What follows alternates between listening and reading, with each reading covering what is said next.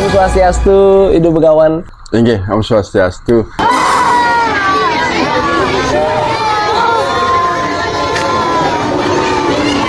Yang satu orangnya niki kerauhan. Terus ricuh teman-temannya. Tiba-tiba semuanya ikut kerauhan. Apakah memang kerauhan atau kesurupan ini tuh membawa energi sampai akhirnya orang lain tersugesti untuk ikut merasakan aura itu, atau mungkin hanya ini acting aja untuk mencari perhatian lah, gitu. Seperti napi tanggapan ide.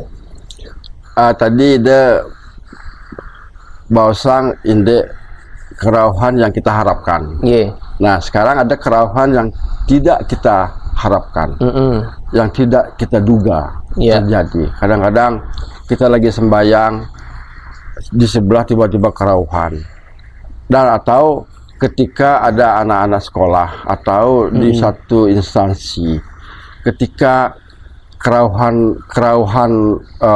tiba-tiba kerauhan, itu fenomena lain lagi. Itu sesuatu kerauhan yang tidak kita harapkan, dan sebaiknya jangan langsung disadarkan. Kita sebagai berkepercayaan Hindu Bali, kita harus mengakui bahwa ada sesuatu di luar dari kendali kita.